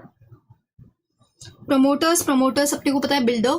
अब इसके अंदर चीज़ों को इंक्लूड करा गया कि जो कंस्ट्रक्ट करता है, जो कि लैंड देता है to make into the project, उसको भी कहा जाता है। जो कि एक्ट करता है बिल्डर, ये सब चीज़ें। ठीक है, कुछ इतना इंपॉर्टेंट नहीं है, एक बार रीड आउट कर लेना, समझ में आ जाएगा कि प्रमोटर कौन होते हैं। रियल एस्टेट एजेंट्स मैंने कवर अप करा लिया, दैट बीच के जो लोग होते हैं जो कनेक्ट करते हैं उनको बोलते हैं रियल एस्टेट एजेंट्स। अब अपन आते हैं अपने एक्ट के अंदर। ओके, अभी तक बहुत सारी चीज़ें अपन ने पढ़ ली, अब उसको थोड़ा डिटेल के अंदर अपन पढ़ने वाले हैं। ऊपर से कवर अप कराएंगे, जो चीज़ पहले कवर अप कर ली है उसको नहीं देखेंगे। Okay, short title and commencement सबको पता है, सेक्शन नंबर 1 के अंदर शॉर्ट टाइटल एंड कमेंसमेंट वगैरह आता है। सेकंड के अंदर डेफिनेशन आता है जो अपन ने कवर अप कर लिया है। सेक्शन नंबर 2 के अंदर ये बताया गया है दैट आपको पीरियड रजिस्ट्रेशन लेना पड़ेगा 3 months from the commencement of act. कुछ एक्सेप्शंस दे रखे हैं जो कि अपने को पता ही है। 500 square meter, 8 flats, competition certificate, repair and renovation, पहले ही अपने कवर अप कर लिया है इस चीज़ को। उसके बाद में एप्लीकेशन फॉर रजिस्ट्रेशन, एप्लीकेशन देनी पड़ेगी, कुछ डॉक्यूमेंट्स देने पड़ेंगे और कुछ एफिडेविट आपको देना पड़ेगा when you are applying for the registration. उसके बाद में ग्रांट ऑफ रजिस्ट्रेशन आपको 30 डेज़ के अंदर या तो एक्सेप्ट हो जाएगा फिर रिजेक्ट हो जाएगा। अगर 30 डेज़ के अंदर उन्होंने कुछ भी नहीं कहा तो उसको डीम्ड एक्सेप्टेंस मान लिया जाएगा, और उनको 30 डेज़ के बाद में चाहे अपने एक्सेप्ट कराओ चाहे रिजेक्ट कराओ, 7 डेज़ के अंदर उनको रजिस्ट्रेशन नंबर देना पड़ेगा, लॉगिन आईडी एंड पासवर्ड देना पड़ेगा अपनी वेबसाइट का। ओके, उसके बाद में एक्सटेंशन ऑफ रजिस्ट्रेशन, क्या आपका एक्सटेंशन हो सकता है रजिस्ट्रेशन? देखो, जब आप रजिस्ट्रेशन कराओगे ना, आपको एक टाइम लिमिट देना पड़ेगा कि मैं इसको 5 साल तक कंप्लीट कर लूँगा, ठीक है। तो आपको 5 साल के अंदर उसको कंप्लीट करना पड़ेगा। बट सपोज करो अगर आप उसको कंप्लीट नहीं कर पाए तो क्या आपको एक्सटेंशन मिल सकता है? तो इन्होंने बोला कि आपको एक्सटेंशन नहीं मिल सकता, आपको खाली एक केस के अंदर एक्सटेंशन मिल सकता है, जो कि है unexpected circumstances force मौजूरे। Force majeure के अंदर ही आपको एक्सटेंशन मिल सकता है कि 5 साल के अंदर नहीं हुआ, और वो भी मैक्सिमम 1 ईयर का ही एक्सटेंशन आपको मिल सकता है in case of unexpected events, जैसे कि अर्थक्वेक वगैरह आ गया। आप बिल्डिंग बना लिए थे, बिल्डिंग पूरी कंप्लीट हो गई थी, लेकिन क्या आ गया, अर्थक्वेक आ गया, ठीक है। तो आपको 1 साल का एक्सटेंशन मिल जाएगा, क्योंकि आपके साथ में क्या हुआ है, कुछ अनएक्सपेक्टेड इवेंट हुआ है। इसके अलावा कहीं पर भी आपको एक्सटेंशन नहीं मिल सकता है। Well till completion of project declaration, जब आपको डिक्लेरेशन के अंदर देना पड़ता है कि आप कब तक उसको कंप्लीट करके दे देंगे। अगर आपने कंप्लीट नहीं करा तो आपको 1 साल का एक्सटेंशन मिल जाता है in case of unexpected circumstances force majeure के केस के अंदर ही। तो अगर आपसे कोई पूछे कि क्या हमको एक्सटेंशन मिल सकता है, यस आपको मिल सकता है, बट खाली एक केस के अंदर, अनएक्सपेक्टेड सर्कमस्टांसेस के अंदर। और कब तक का मैक्सिमम मिल सकता है? 1 साल मैक्सिमम आपको मिल सकता है। अगर आप रेवोकेशन ऑफ रजिस्ट्रेशन हो सकता है क्या? हाँ, आपने रजिस्ट्रेशन कराया लेकिन आपके रजिस्ट्रेशन को कैंसिल भी किया जा सकता है, रेवोकेशन भी कर सकते हैं। कब? अगर आप रूल्स एंड रेगुलेशन को कंप्लाई नहीं कर रहे हो, अगर आप वायलेशन कर रहे हो अपने टर्म्स एंड कंडीशंस को, अगर आप अनफेयर प्रैक्टिस के अंदर लग गए हो, जैसे कि आपने फॉल्स स्टेटमेंट दिया या मिसलीडिंग स्टेटमेंट दिया, तो आपको क्या कर लिया जाएगा, रिपेयर एंड रिनोवेशन, आपका रेवोकेशन हो जाएगा आपके रजिस्ट्रेशन का, ठीक है। तो अपन ने क्या क्या पढ़ा कि आपको पीरियड रजिस्ट्रेशन कराना पड़ेगा। अगर आपका पहले से ही कमेंसमेंट हो रहा है तो 3 मंथ्स के अंदर अंदर अप्लाई करना पड़ेगा फॉर रजिस्ट्रेशन। उसके अंदर आपको कुछ डॉक्यूमेंट्स देने पड़ेंगे, कुछ डिक्लेरेशन देनी पड़ेगी। 30 डेज के अंदर अंदर वो लोग आपको ग्रांट कर देंगे रजिस्ट्रेशन को। उसके बाद में एक्सटेंशन मिल सकता है 1 साल तक का in case of force majeure. Revocation of registration भी हो सकता है अगर आपने रूल्स तोड़े, वायलेशन कराया, अनफेयर प्रैक्टिसेस के अंदर अगर आप लग गए तो, ठीक है। अगर आपका रेवोकेशन हो गया है तो आपका बैंक अकाउंट हो जाएगा फ्रीज और आपकी वेबसाइट के ऊपर डिस्प्ले हो जाएगा कि इसने क्या कर दिया है, ये सारे काम इसने गलत कर दिए हैं, तो इसका हो गया है रेवोकेशन ऑफ रजिस्ट्रेशन, ठीक है। अब क्या क्या ऑब्लिगेशन हो जाती है अथॉरिटी की इन केस ऑफ रेवोकेशन? जैसे ही अथॉरिटी को पता चला दैट आपने अप्रोप्रिएट गवर्नमेंट ने क्या करा है, रेवोकेशन कर दिया है, तो इसका मतलब अब वो जो बिल्डर है वो उस बिल्डिंग को नहीं मना नहीं सकते, क्योंकि उसका तो रजिस्ट्रेशन कैंसिल हो गया है, ठीक है। तो अब अलॉटी के पास में जाएगी अप्रोप्रिएट गवर्नमेंट और वो बोलेगी क्या आप इस चीज़ को कंटिन्यू करना चाहते हो, क्या आप इस बिल्डिंग को अभी भी बनवाना चाहते हो। अगर वो बोलेगी कि हाँ हम अभी भी बिल्डिंग को बनवाना चाहते हैं, तो वो किसी और प्रमोटर के पास में जाएगी, किसी और बिल्डर के पास में जाएगी और वहाँ से क्या करेगी, उनको बोलेगी कि आप बनाओ ये बिल्डिंग, ओके।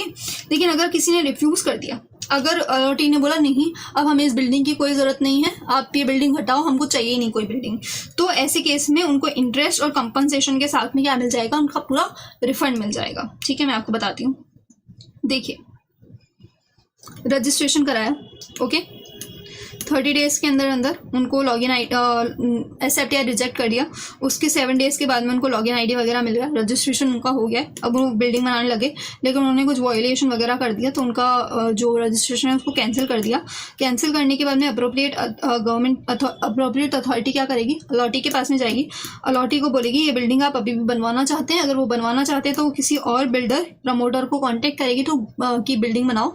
अगर उन्होंने बोला कि नहीं हम बिल्डिंग नहीं बनाना चाहते हैं तो उनको इंटरेस्ट, कंपनसेशन और रिफंड मिल जाएगा, ओके।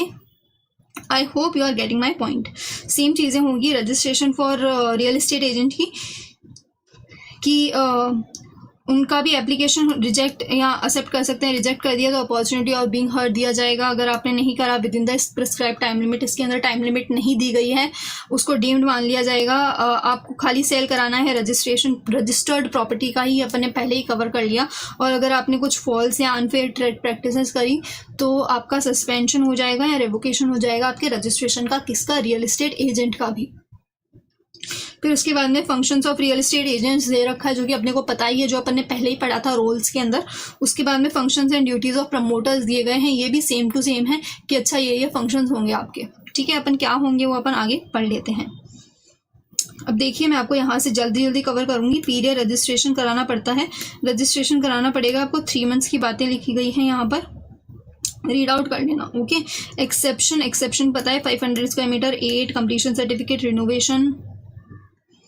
एप्लीकेशन कैसे देंगे? सबसे पहले एप्लीकेशन के साथ साथ कुछ डॉक्यूमेंट्स दिए जाएंगे। डॉक्यूमेंट्स जैसे कि डिटेल्स, क्या क्या आपका प्रोजेक्ट कैसे कैसे होगा, उसका अप्रूवल, उसका लेआउट प्लान, उसका क्या क्या फैसिलिटीज़ आप प्रोवाइड करने वाले हैं, वो चीज़ें, लोकेशन डिटेल्स वगैरह आपको देनी पड़ेंगी जब आप रजिस्ट्रेशन कराने जाएंगे। उसके साथ में आपको एफिडेविट देना पड़ेगा कि हाँ लीगल टाइटल मेरे पास में ही है, फ्री फ्रॉम ऑल इनकम्बेरेंसेज है।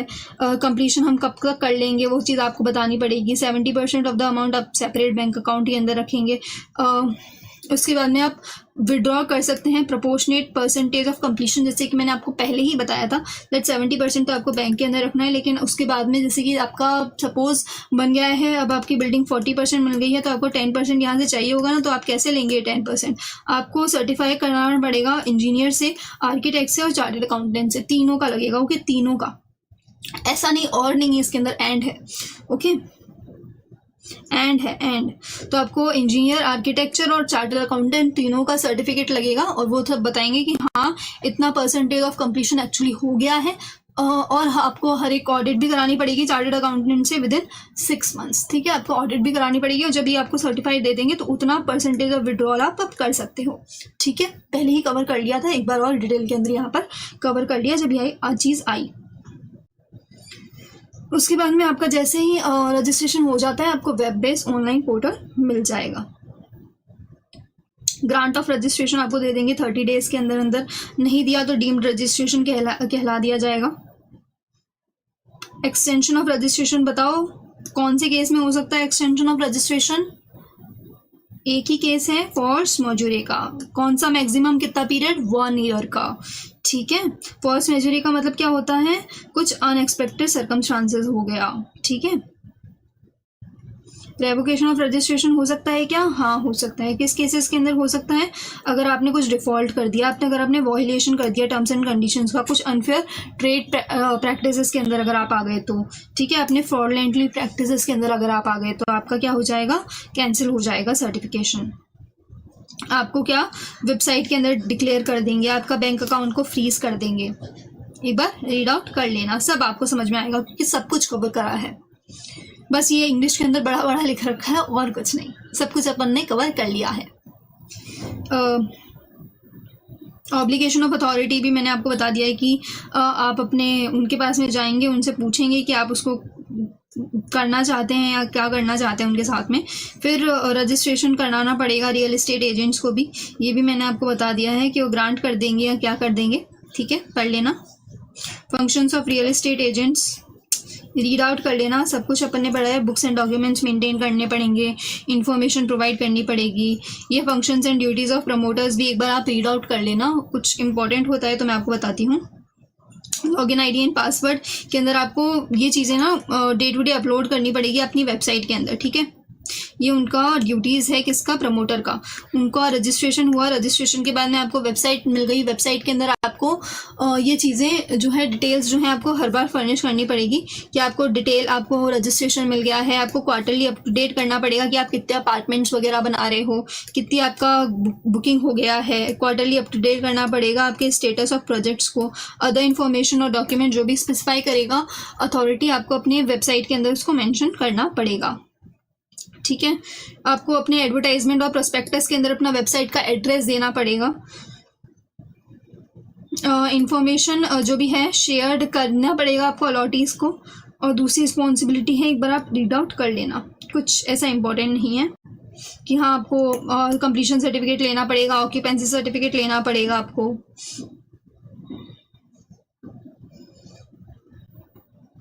सोसाइटी वगैरह फॉर्म करना पड़ेगा। किसका रिस्पॉन्सिबिलिटी होता है? देखो ये रिस्पॉन्सिबिलिटी होता है प्रमोटर का। ओके, 3 मंथ्स के अंदर अंदर आपको अपना ये जो फॉर्मेशन ऑफ सोसाइटी है हो जाना चाहिए। अगर लॉस के अंदर कुछ और लिख रखा है तो वो होगा, वैसे लॉस के अंदर कुछ लिख नहीं रखा तो इसको अपन 3 मंथ्स ही मानेंगे।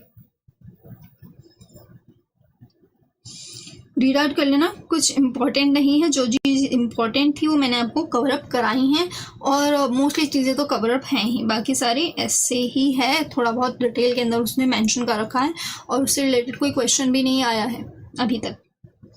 अगर आया है तो डायरेक्ट क्वेश्चन आएगा तो वहाँ से अपने को बस कॉपी पेस्ट करना पड़ेगा। Okay, obligation of promoter regarding advertisement. Okay, अगर आपने कुछ फॉल्स एडवर्टाइजमेंट करा है तो आपको कंपनसेशन देना पड़ेगा विद द इंटरेस्ट। ओके, अगर आपने कुछ फॉल्स रिप्रेजेंटेशन करा है और उसकी वजह से किसी ने कुछ खरीद लिया, उसका लॉस हो गया, तो आपको कंपनसेशन देना पड़ेगा विद द इंटरेस्ट ऑल्सो।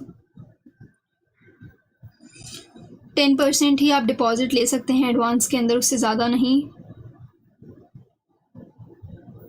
आपको अपने प्लान्स के हिसाब से ही चलना पड़ेगा। प्लान्स के अंदर माइनर चेंजेस आप कर सकते हैं खुद से। मेजर चेंजेस के लिए आपको 2/3 ऑफ अलॉटीज़ का क्या लेना पड़ेगा, अप्रूवल लेना पड़ेगा। सेम चीज़ें हैं जो अपन अगेन एंड अगेन यहाँ पर पढ़ रहे हैं। ओके, अगर कुछ स्ट्रक्चर डिफेक्ट आता है तो 5 साल तक उनकी क्या होती है, रिस्पॉन्सिबिलिटी होती है कि वो 30 डेज़ के अंदर उसको रेक्टिफाई करके दे दे। Obligation of real estate agents, obligation of promoter in case of transfer of real estate agent to third person. देखो इसके अंदर क्या बताया गया कि अगर कोई बिल्डर है, बिल्डर ए, वो बिल्डिंग बना रहा था, अब वो बिल्डिंग को ट्रांसफ़र करना चाह रहा है, वो बिल्डिंग अब बिल्डर बी को देना चाह रहा है कि बिल्डर बी इस बिल्डिंग को बनाए। तो ऐसे केस के अंदर मैंने आपको बताया कि 2/3 ऑफ अलॉटीज़ का अप्रूवल लगेगा। और सपोज करो 2/3 ऑफ अलॉटीज़ ने अप्रूवल दे दिया, तो उसके बाद में क्या बिल्डर बी को एक्सटेंशन मिलेगा टाइम पीरियड का? नहीं मिलेगा। ओके, कोई एक्सटेंशन नहीं मिलेगा। जो टाइम पीरियड उसने बोला था कि 5 साल के अंदर कंप्लीट करके दूंगा, तो सपोज करो कि ट्रांसफ़र के बाद में 1 साल ही बचा, तो उसको 1 साल के अंदर ही कंप्लीट करके देना पड़ेगा। ओके, कोई एक्सटेंशन ऑफ टाइम पीरियड आपको नहीं मिलेगा अगर आप ट्रांसफ़र कर रहे हो तो भी। और आपको 2/3 ऑफ अलॉटीज़ का क्या करना पड़ेगा, अप्रूवल भी लेना पड़ेगा। ठीक है, और जितनी भी कोई भी पेंडिंग ऑब्लिगेशंस होंगी वो उसके पास में चली जाएंगी, टाइम लिमिट एक्स्ट्रा नहीं मिलेगा। एग्जाम्पल्स वगैरह हैं, पढ़ लेना। इंश्योरेंस, हाँ, आपका जो रियल एस्टेट का प्रोजेक्ट होगा ना, उसका इंश्योरेंस भी आपको कराना पड़ता है। ओके, उसका इंश्योरेंस भी आपको कराना पड़ेगा। प्रमोटर को इंश्योरेंस कराना पड़ेगा। जब ट्रांसफ़र हो जाएगा तो उसको सारा बेनिफिट भी उनको ट्रांसफ़र करना पड़ेगा और बाद में उसको ट्रांसफ़र कर देना पड़ेगा एसोसिएशंस ऑफ अलॉटीज़ को। ठीक है, आपको कब कब करना है transfer of title? Transfer of title आप कैसे करेंगे, तो जो भी आपकी रजिस्टर्ड कन्वेंस डीड होगी आपको उसको अलॉटीज़ को ट्रांसफ़र कर देना है। देखो मैं आपको बताती हूँ कि ऑक्यूपेंसी सर्टिफिकेट मिल गया ना, ऑक्यूपेंसी सर्टिफिकेट जब मिल गया तो उसके बाद में 2 मंथ्स के अंदर अंदर बोला कि अलॉटी आके यहाँ पे रहने लग जाओ। ठीक है, अलॉटी यहाँ पर आके आप रहने लग जाओ। और ऑक्यूपेंसी सर्टिफिकेट के 3 मंथ्स के अंदर अंदर अलॉटी को ट्रांसफ़र कर देना है क्या, टाइटल्स को। मतलब जो डॉक्यूमेंट्स होंगे ना बिल्डिंग के, उस पर्टिकुलर अपार्टमेंट के, वो उस अलॉटी को दे दो। और जो कॉमन एरिया के जो वो होंगे, कॉमन एरिया के जो डॉक्यूमेंट्स होंगे वो एसोसिएशंस ऑफ अलॉटीज़ को दे दो 30 डेज़ के अंदर अंदर। ठीक है, अगर कोई लॉ है तो उसके हिसाब से, लॉ नहीं है तो टाइटल ऑफ पर्टिकुलर अपार्टमेंट जाएगा अलॉटी के अंदर 3 मंथ्स के अंदर अंदर, और कॉमन एरिया का जाएगा 30 डेज़ के अंदर अंदर। किसको, एसोसिएशंस ऑफ अलॉटीज़ को, और ये जाएगा अलॉटीज़ को। I hope that you are able to understand it. If not, just read it once, and read करने के बाद भी समझ में नहीं आता है तो मुझसे आप कभी भी टेलीग्राम के ऊपर पूछ सकते हैं। Return of amount in compensation, अगर उसने अगर वो फेल हो गया, उसको नहीं दे पाया, जब बोला था उन्होंने कि मैं इतने टाइम पीरियड के अंदर आपको दे दूंगा ये चीज़ बनाकर, अगर वो नहीं दे पाया तो कोई भी लिमिटेशन एक्ट अप्लाई नहीं होगा, उसको कंपनसेशन देना पड़ेगा विद इंटरेस्ट। ओके, उसने बोला था 5 ईयर के अंदर दे दूंगा बना के, लेकिन नहीं दे पाया तो उसको 5 साल का इंटरेस्ट भी उसको देना पड़ेगा, कंपनसेशन देना पड़ेगा। ठीक है, right and duties of allottees वही कि सब कुछ प्लान्स एंड लेआउट के हिसाब से हो, इन्फॉर्मेशन उसके पास में मिलती रहे। रिफंड को क्लेम करने का राइट है, क्लेम है पोजेशन का क्लेम करने का, सारा डॉक्यूमेंट्स लेने का राइट है। उसकी ड्यूटी है कि वो उस टाइम पे पेमेंट कर दे। और कौन, अलॉटी। अगर आपने टाइम पे पेमेंट नहीं करा तो आपको इंटरेस्ट भी देना चाहिए। ठीक है, ये आपकी ड्यूटी है। आपको फिजिकल पोजेशन ले लेना है 2 months from the occupancy certificate को। ठीक है, इस बात को याद रखना, 2 months from the occupancy certificate. Okay, not completion certificate, occupancy certificate. क्यों बोल रही हूँ, MCQ आया था। अब रियल एस्टेट अथॉरिटीज़ की बात हो रही है, ठीक है। जैसे कि मैंने आपको बताया ना महारेरा और ये सारे रेरा कैसे उसको करेंगे, तो ये सब अथॉरिटी की बात हो रही है, जो मैंने आपको वहाँ पर स्किप कर दिया था। अभी तक वाला पार्ट अपन ने एक बार पहले पढ़ रखा है, अभी ये न्यू पार्ट है। लेकिन ये जो पार्ट है ना, ये थोड़ा ऐसा नहीं है कि कुछ अंडरस्टैंडिंग वाला पार्ट है, ये सेम पार्ट रहेगा। हर एक एक्ट के अंदर इस तरीके का पार्ट आएगा कि कोई ना कोई अथॉरिटी बनेगी, उसके कुछ मेम्बर्स होंगे, ये आपका कंपोनेंट है, ये इतने मेम्बर्स होने चाहिए, ये उनका क्वालिफिकेशन होना चाहिए। तो ये चीज़ें ना हर एक एक्ट के अंदर अपन पढ़ते हैं। इस्टेब्लिशमेंट करेगी, इस्टेब्लिशमेंट होगा अप्रोप्रिएट अथॉरिटी का, ठीक है। हर एक स्टेट और यूटी के अंदर अलग अथॉरिटी बनेगी। इसका कंपोजिशन कैसा रहेगा, एक चेयरपर्सन होगा और 2 होल टाइम मेंबर्स होंगे, not less than 2 whole time members, okay. इनका क्वालिफिकेशन क्या रहेगा कि चेयरपर्सन का तो 21 ईयर्स का एक्सपीरियंस होना चाहिए और मेंबर का 15 ईयर्स का एक्सपीरियंस होना चाहिए। किसमें, urban development, housing, real estate development, infrastructure, इन चीज़ों के अंदर। उनका अपॉइंटमेंट कैसे होगा, तो देखो सिलेक्शन कमेटी बनेगी और इन सारी चीज़ों की इन सारी जनों की सिलेक्शन कमेटी बनेगी और उनका क्या हो जाएगा, अपॉइंटमेंट हो जाएगा। उनका ये क्वालिफिकेशन होना चाहिए 20 ईयर्स एंड 15 ईयर्स का, ये सारी चीज़ों के अंदर। इनका टर्म ऑफ ऑफिस क्या रहेगा, मतलब कब तक ये लोग रहेंगे ऑफिस के अंदर। ये जो मेंबर्स होंगे of the chair of the committee 5 years तक रहेंगे, 65 ईयर्स की एज के अंदर तक रहेंगे। ये इंडिपेंडेंट होने चाहिए अपने वर्क के अंदर। ऐसा कुछ है नहीं जो मैं आपको बताऊं, बस अपने को कवर अप करना है। अगर इससे रिलेटेड कुछ बात आती है कि टेन्योर क्या रहता है, तो इंडेक्स के अंदर जाना है, जहाँ पर वो टेन्योर दिया हुआ है वहाँ पर आना है और बस कॉपी पेस्ट करना है। तो ऐसा कुछ है नहीं जो अंडरस्टैंडिंग के पॉइंट ऑफ व्यू से हो। आई होप कि आप अंडरस्टैंड कर पा रहे हैं इस चीज़ को। और सच बताऊँ तो इससे रिलेटेड कोई क्वेश्चन भी नहीं आया है, अगर आएगा तो बस कॉपी पेस्ट करना है, ठीक है। क्या रिमूवल हो सकता है चेयरपर्सन का? हाँ, रिमूवल हो सकता है, कोई भी चेयरपर्सन मेंबर का रिमूवल हो सकता है। किस केस के अंदर हो सकता है, अगर वो इंसॉल्वेंट हो गए, तो उन्होंने कोई ऑफेंस ऑफ मॉरल टर्प्यूट्यूड कर दिया, तो फिजिकली एंड मेंटली इनकेपेबल हो गए, तो उन्होंने अपने prejudice the interest of the committee, उन्होंने ऐसा कुछ करा है अपने फाइनेंशियल इंटरेस्ट के लिए, ओके। उन्होंने अथॉरिटी का नहीं देखा, उन्होंने खुद का इंटरेस्ट देखा किसी चीज़ के अंदर और ऐसा एक्ट उन्होंने करा, तो भी उनको रिमूव किया जा सकता है। या पब्लिक इंटरेस्ट के खिलाफ उन्होंने कुछ करा तो उनको रिमूव किया जा सकता है। लेकिन इन दोनों केस के अंदर उनको अपॉर्चुनिटी ऑफ बीइंग हर्ट दिया जाएगा। लेकिन इसके अंदर क्या दोगे, अगर आपने अफॉइंस कर दिया, इंसॉल्वेंट हो गए, पागल हो गए, तो इसके अंदर अपॉर्चुनिटी ऑफ बीइंग हर्ट नहीं दिया जाएगा, ठीक है। अब देखो मैंने आपको क्या बोला था, दैट ये जो चेयरपर्सन एंड मेंबर्स है ना, ये इंडिपेंडेंट होने चाहिए, ठीक है। ये जो भी फैसला ले वो सही होना चाहिए, ठीक है। तो इन्होंने रिस्ट्रिक्शन करा दैट आप एम्प्लॉयमेंट में नहीं जा सकते हो। सपोज कोई बिल्डर है, बिल्डर का कोई केस आया और इन लोगों ने कुछ ऑर्डर दिया, ठीक है। लेकिन बिल्डर बोल रहे हैं कि आप ना मुझे कोई सज़ा मत दो या कम सज़ा दो, तो मैं आपको क्या करूँगा, बाद में आपका 5 ईयर्स के बाद में आपका जब टेन्योर ख़त्म हो जाएगा, 5 ईयर्स के बाद में आपका टेन्योर जब ख़त्म हो जाएगा, तो मैं आपको जॉब पे रख लूँगा। तो इस तरीके की चीज़ों अफेक्ट ना करें प्रोसीडिंग्स के लिए, ऑर्डर्स के लिए। तो इसलिए उन्होंने कुछ रिस्ट्रिक्शंस लगाया ऑन एम्प्लॉयमेंट, ठीक है, उनका एम्प्लॉयमेंट के लिए, कि आप चेयरपर्सन और मेंबर्स जो हैं वो मैनेजमेंट या एडमिनिस्ट्रेशन से रिलेटेड वर्क नहीं कर सकते किसी भी ऐसी ऑर्गेनाइजेशन के अंदर जहाँ पर उन्होंने कुछ भी ऑर्डर्स वगैरह दिए थे, ठीक है। जिन्होंने आप ना उनको एडवाइस दे सकते हो, ना ही उनके साथ कोई कॉन्ट्रैक्ट ऑफ सर्विस कर सकते हो, और ना ही कोई कम्युनिकेशन रख सकते हो उन लोगों के साथ में, ठीक है, कभी भी नहीं रख सकते हो। बेसिकली उनको एम्प्लॉयमेंट के लिए रोका गया कि आप यहाँ पे एम्प्लॉयमेंट नहीं हो सकते हो, यहाँ पे आप एम्प्लॉय नहीं बन सकते हो, ओके। आई होप आपको समझ में आ रही हो ये वाली बात। अभी लाइव क्लास होती तो एक साथ बता देते कि हाँ समझ में आ रहा है, नहीं आ रहा है, क्या आ रहा है, तो मुझे ज़रूर से बता देना ये क्लास देखने के बाद में कि आपको सारी बात समझ में आई है या नहीं आई। और एक बार आप खुद से भी इसको रीड आउट करेंगे तो सारी चीज़ें क्लियर होगी। नहीं होगा क्लियर तो मुझसे ऑफकोर्स बता देना, मैं आपको फिर से बता दूंगी।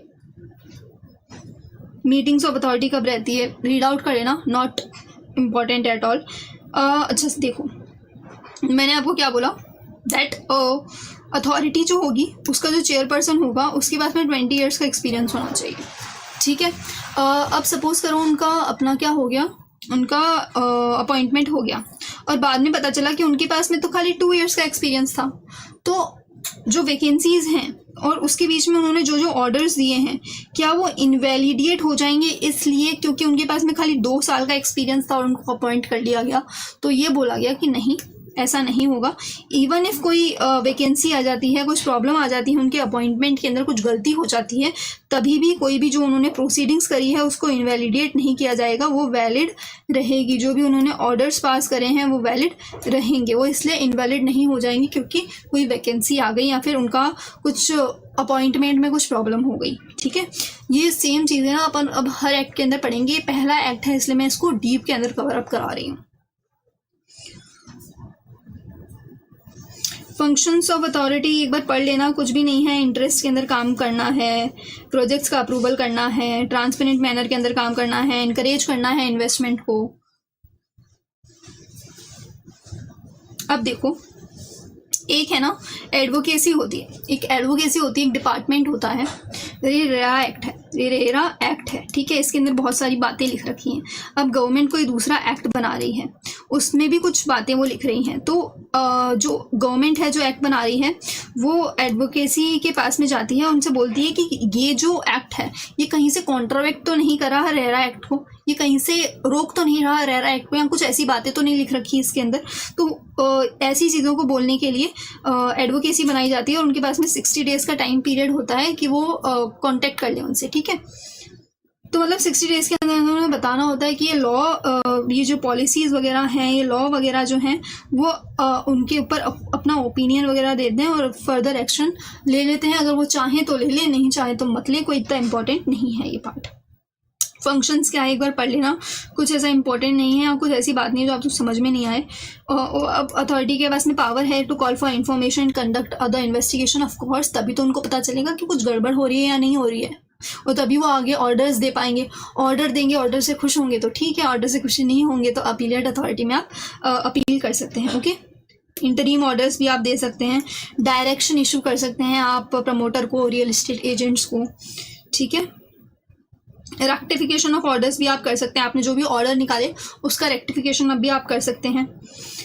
जो भी इंटरेस्ट पेनल्टी वगैरह है उसका रिकवरी भी आप कर सकते हैं, इन्फोर्समेंट भी कर सकते हैं। As arrears of land revenue, किस तरीके से होगा उसका recovery as arrears of land revenue, इसके ऊपर एमसीक्यू आ सकता है कि रेरा किस तरीके से वो इंटरेस्ट पेनल्टीज वगैरह को रिकवर करता है, तो वो रिकवर करता है as arrears of land revenue.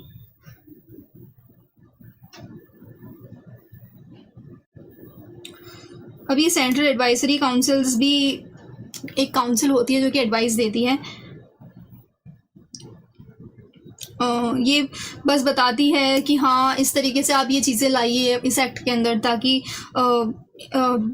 आपका ग्रोथ हो रियल एस्टेट के अंदर। ठीक है, ताकि आप कहाँ कहाँ पे कुछ क्वेश्चंस अराइज हो रहे हैं उसका रेक्टिफिकेशन आप लेकर आइए। तो बेसिकली एडवाइस देती रहती है कि किस तरीके से आप एक्ट को और इम्प्रूव कर सकते हैं। ठीक है, अब रियल एस्टेट एपिलेट ट्रिब्यूनल मैंने आपको पहले से ही बता दिया, अगर कोई एडजुडिकेटिंग अथॉरिटी से सेटिस्फाई नहीं है, इस अथॉरिटी से सेटिस्फाई नहीं है, उनका ऑर्डर से सेटिस्फाई नहीं है, तो वो एपिलेट अथॉरिटी के अंदर क्या कर सकता है, अपील कर सकता है। अब इसके अंदर कुछ डेज मेंशन होते हैं कि ऑर्डर्स आने के इतने डेज के अंदर आपको देना पड़ेगा। ठीक है, और इसके अंदर एक और बात बोली गई है कि आपको प्री डिपॉजिट देना पड़ेगा 30% का।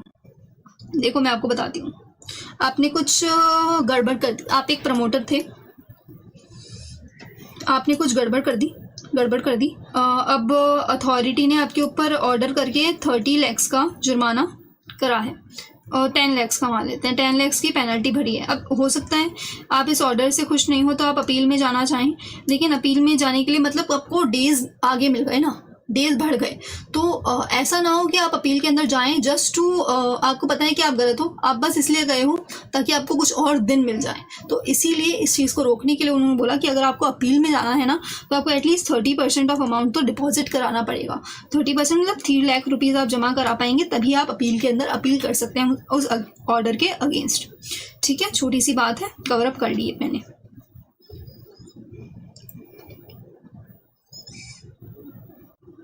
कोई भी डिस्प्यूट जो अपील के अंदर आए उनको 30 डेज़ के अंदर उनको सेटल अप कर देना है। मतलब आपने अपील करी अपीलेट अथॉरिटी को तो 60 डेज़ के अंदर अपीलेट अथॉरिटी को अपना ऑर्डर पास कर देना है। ठीक है, अब कंपोजिशन है कि हाँ अपीलेट अथॉरिटी के अंदर कौन कौन होगा, 2 होल टाइम मेंबर होंगे जिसमें से एक जुडिशियल मेंबर होगा और एक टेक्निकल या एडमिनिस्ट्रेटिव मेंबर होता है। अब इनके क्वालिफिकेशंस के बारे में बताएगी कि चेयरपर्सन का क्या क्वालिफिकेशन होगा, मेंबर्स का क्या क्वालिफिकेशन होगा। अब मैं इसको कवर अप नहीं करूँगी, क्यों नहीं करूँगी, क्योंकि अपन ने ऐसा ही सेम चीज़ वहाँ पर भी देखी है। बस इसके अंदर बताया गया कि चेयरपर्सन जो होता है ना वो जज ऑफ हाई कोर्ट होना चाहिए, जुडिशियल मेंबर जो होता है ना उसके पास में ये एक्सपर्टीज़ होनी चाहिए, जो टेक्निकल मेंबर्स होता है ना उसके पास में इन सारी चीज़ों का एक्सपीरियंस होना चाहिए। तो ऐसा कुछ है नहीं जो आपको याद करना है या माइंड के अंदर होना चाहिए। अगर इससे रिलेटेड कोई क्वेश्चन आता है तो यहाँ पर आना है, बस छाप देना है, ठीक है। टर्म ऑफ ऑफिस क्या रहता है, वही 5 years, not eligible for reappointment till the age of 65। Salary allowances क्या होता है, पढ़ लेना। रिमूवल करा जा सकता है क्या, हाँ करा जा सकता है अगर वो इंसॉल्वेंट हो जाए, फंड्स फिजिकल मेंटली इनकेपेबल हो जाए, अब्यूज़ करे पोजीशन का, फाइनेंशियल इंटरेस्ट आ जाए उनका, सब कुछ कवर कराए। सेम देखा एक्ट के अंदर ये सेम चीज़ें आ रही हैं। अब जब अपन दूसरे एक्ट पढ़ेंगे ना तो उसके अंदर भी ये सारी सेम चीज़ें आएंगी। तो ये सेम चीज़ों को स्किप करते हुए वैकेंसीज, पावर ऑफ ट्रिब्यूनल, कुछ भी ऐसा नहीं है।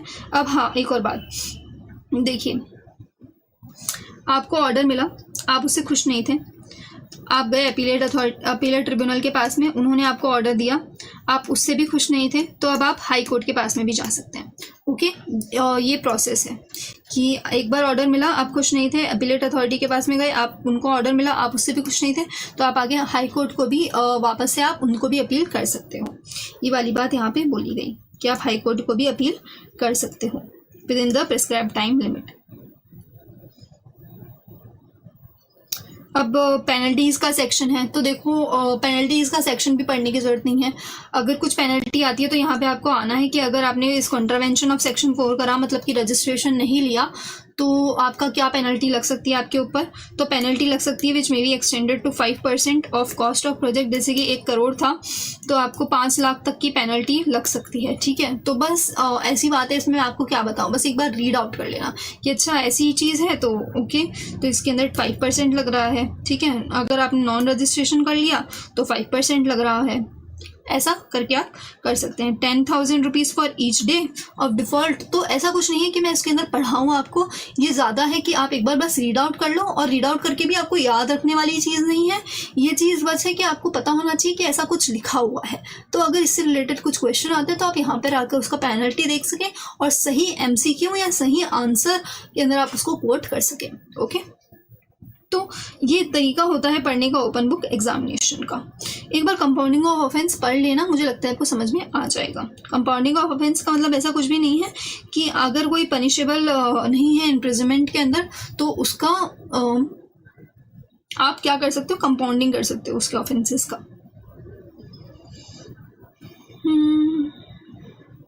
अब आपको अपने अकाउंट्स ऑडिट वगैरह बनानी पड़ती हैं, सबके अंदर सेम चीज़ें होती हैं। ये कौन आपका जो भी देखो इस एक्ट के अंदर मतलब अथॉरिटीज़ को पैसा कहाँ से आएगा, तो अथॉरिटीज़ के पास में पैसा आता है गवर्नमेंट ग्रांट से रिलेटेड, फीस से रिलेटेड, इंटरेस्ट से रिलेटेड। ओके, इनसे यहाँ पे पैसा आता है। और पैसा जाता कहाँ पे है, पैसा जाता कहाँ पर है, अथॉरिटीज़ के पास में पैसा आता है गवर्नमेंट ग्रांट से, अथॉरिटी के पास में पैसा आता है फीसेस से, अथॉरिटी के पास में पैसा आता है कोई भी इंटरेस्ट से।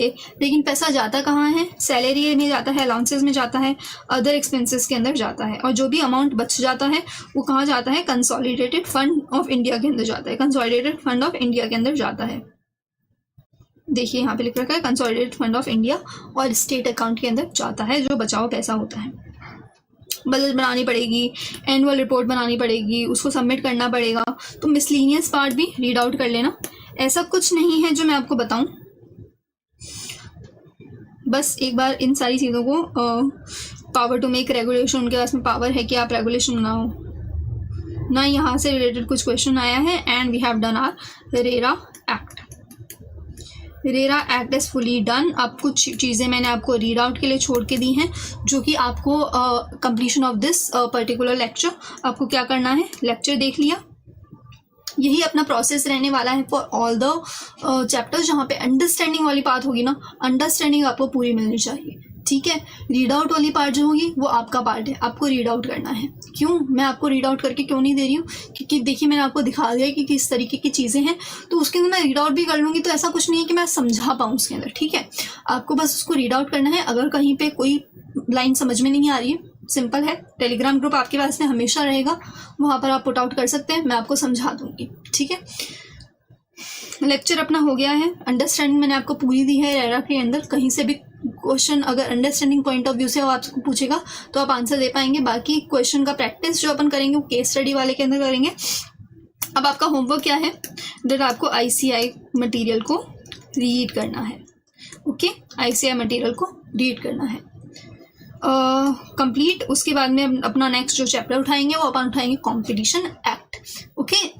अब ये वाले जो एक्ट थे ना, इसके अंदर ऐसा कुछ नहीं था कि मैं आपको ज़्यादा कुछ समझा पाऊँ। जो भी अपन ने वो बनाए, जैसे कि एक पेज के अंदर मैंने थोड़ा समराइज करके आपको दिया हुआ था, वो सारी चीज़ें आपको अवेलेबल हो जाएंगी, do not worry about it. Other than that you do not need anything. जो भी आपको ज़रूरत पड़ेगी वो सारी चीज़ें आपको प्रोवाइड करी जाएंगी। कुछ भी अगर क्वेरी है किसी भी चीज़ से रिलेटेड तो आप मुझसे पूछ सकते हैं टेलीग्राम ग्रुप के अंदर, डीएम करके भी पूछ सकते हैं, डीएम करके पूछना चाहें तो, ओके। और RERA is done. Next chapter में मिलते हैं। Good bye, best of luck, must do your homework.